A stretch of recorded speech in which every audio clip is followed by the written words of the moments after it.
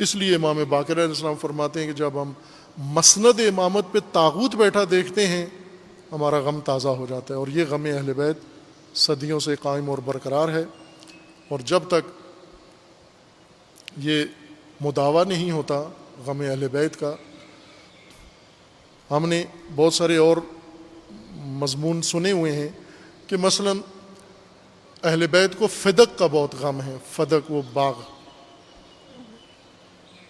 جو خلیفہ اول نے لے لیا تھا اور عمر ابن عبدالعزیز نے واپس کیا، اور اس کے بیٹے نے دوبارہ پھر اہل بیت سے لے لیا. بیچ میں امیر المومنین کا 4 سالہ دور گزرا ہے حکومت کا، اس میں امیر المومنین نے نہیں لیا. اور امام موسیٰ کاظم علیہ السلام جب عمر ابن عبدالعزیز کی طرح، چونکہ عمر ابن عبدالعزیز کی ایک بڑی شخصیت بن گئی تھی اس اپنے عادلانہ نظام کی وجہ سے اور عادلانہ حکومت کی وجہ سے، ایک بہت بڑا تحول انقلاب آیا تھا اس شخصیت کے اندر. بنو امیہ میں سے، آل مروان میں سے ہونے کے باوجود اس شخص میں بہت بڑی تبدیلی عملی بھی آئی اور فکری طور پر بھی، اور اقدامات بھی کیے. ان اقدامات میں سے ایک یہ اقدام کیا کہ لان تان بند کروائی جو بنو امیہ کی منحوس میراث تھی، اور فدق واپس کیا. وہ یہ سمجھ رہا تھا کہ اہل بیت کا اتنا ہی حصہ بنتا ہے، فدق ہے اور یہ باغ ہے، یہ کھجوریں واپس کر دیں تو ان کا حق ادا ہو گیا، اب ہم اللہ کے ہاں مجرم نہیں ہیں فدق واپس کر کے. بنو عباس میں ہارون الرشید نے یہی کردار ادا کیا. عمر ابن عبدالعزیز میں حقیقی تبدیلی تھی، وہ ایکٹنگ نہیں تھی، واقعاً اس شخصیت کے اندر تبدیلی آ گئی تھی. وہ ابھی حاکم نہیں بنے تھے عمر ابن عبدالعزیز. مدینہ میں ان کا والد گورنر تھا مدینہ کا، اور یہ والد کے ساتھ جوانی میں والد کے ساتھ مدینہ میں تھے. اور جس طرح بنو امیہ کا دستور تھا حکومتی، ایک نوٹیفیکیشن تھا کہ ہر ممبر پر لان تان کرنی ہے. اس کا والد مسجد النبی میں ممبر پہ بیٹھا، یہ خود عمر ابن عبدالعزیز نے نقل کیا کہ میں بھی اسی مجلس میں موجود تھا. میرا والد مجلس میں بیٹھا اور بڑا فصیح بلیغ سخنور تھا، سخنران تھا، مقرر تھا بہت بڑا.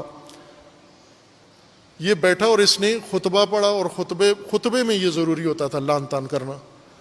اور خطبے کے جب وہ بڑی فصاحت سے اور بڑے تمتراک سے خطبہ پڑھ رہا تھا، لیکن جب اس حصے پہ پہنچا امیر المومنین پر نعوذ باللہ لان تان پہ پہنچا تو زبان لڑکھڑا گئی اس نامور سخنور کی زبان لڑکھڑا گئی.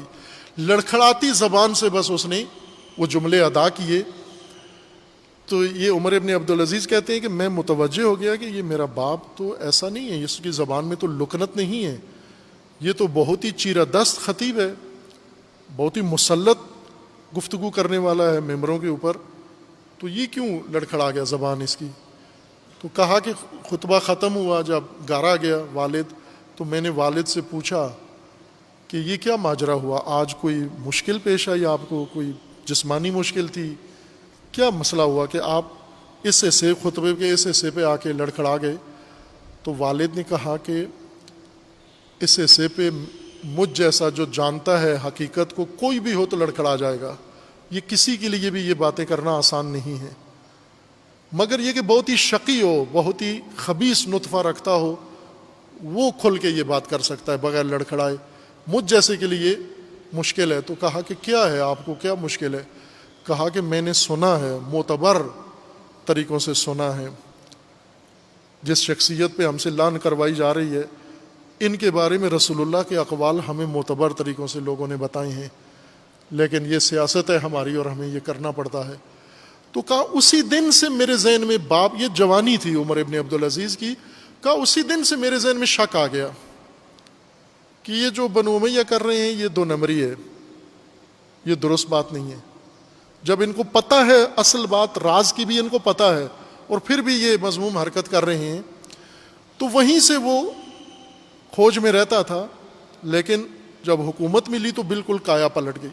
ہارون الرشید نے ایکٹنگ شروع کی، چونکہ عمر ابن عبدالعزیز کا ایک بڑا نام ہوا، لوگوں کے اندر بڑا احترام پیدا ہوا، 2 سال حکومت کی، تمام بنو امیہ سے زیادہ محترم مقام پایا. تمام بنو امیہ سے بڑھ کر احترام عطا بنو امیہ کے ماننے والے بھی اس کا زیادہ احترام کرتے تھے دوسرے بنو امیہ کے حکمرانوں سے، اور بنو امیہ کے علاوہ اہل بیت کے ماننے والے بھی احترام کرتے تھے، سب کرتے تھے۔ ہارون رشید کو یہ کردار لگا کہ میں بھی اس طرح ہیرو بنوں، اس نے بھی یہ اعلان کیا کہ جس کا لوٹا ہوا مال ہے، جیسے عمر ابن عبدالعزیز نے کہا لوٹا ہوا مال جس کا بھی ہے وہ آ کے لے جائے، اور لوگ آئے اور اس نے دیا۔ ہارون الرشید نے کہا کہ جس کا لوٹا ہوا مال ہے بنو امیہ نے لوٹا ہے، بنو عباس واپس کریں گے اس کو۔ لوگ روز آتے، آ کر اپنے اموال لکھواتے اور وصول کرتے، یہ دربار لگاتا۔ امام موسیٰ کاظم علیہ السلام موجود تھے، اس نے خود بلایا ہوا تھا امام کو اپنے پاس بغداد میں، اور امام علیہ السلام نے جب یہ دیکھا کہ سب کا لوٹا ہوا مال واپس کر رہے ہو، تو امام نے کہا کہ سب کا مال لوٹا ہوا واپس کر رہے ہو، ہمارا کیوں نہیں کرتے؟ تو فوراً بول پڑا کہ مراد آپ کی فدق ہے؟ تو امام نے فرمایا کہ ہاں، امام افطم نے فرمایا ہاں ہماری مراد فدق ہے یہ۔ تو کہا تو ٹھیک ہے، آپ حدود معین کرو، میں ابھی آرڈر جاری کر دیتا ہوں، آپ کو واپس کر دیں۔ تو امام نے فرمایا سن لو حدود کیا ہیں۔ حدود بیان کی کہ اس طرف سے افریقہ کے ساتھ لگتا ہے، اس طرف سے بحیرہ احمر کے ساتھ لگتا ہے، ادھر سے اوقیانوس ہند کے ساتھ لگتا ہے، ادھر سے فلاں جگہ جا کر لگتا ہے، اب یہ ہمارا فدق ہے۔ تو سمجھ گیا وہ معنی خیز انداز میں سارے لا کے، وہ کہتے ہیں کہ مراد سلطنت ہے آپ کی؟ تو کہا ہاں یہی مراد ہے ہماری، یہ ہمارا حق ہے، یہ ہمیں کیوں نہیں پلٹاتے ہو لوٹا ہوا مال؟ کہا اگر آپ کو دے دوں پھر ہمارے لیے کچھ بچتا نہیں ہے۔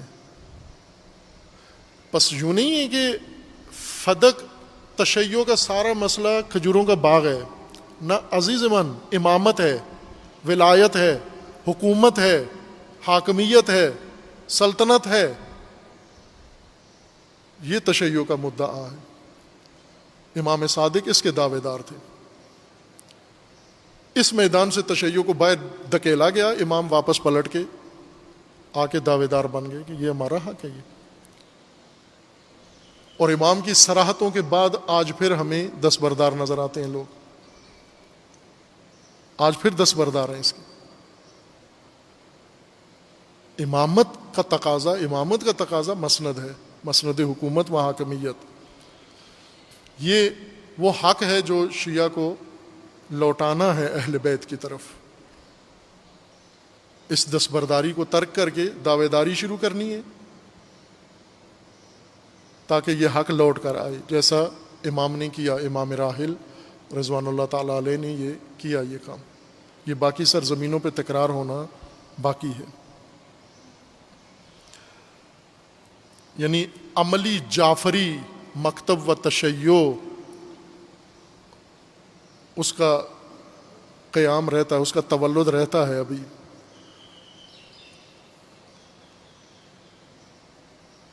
پچھلے سال یا اس سے پچھلے سال عرض کیا تھا آپ کی خدمت میں کہ جعفری تشیع کے مقابلے میں جعلی تشیع وجود میں آیا ہے۔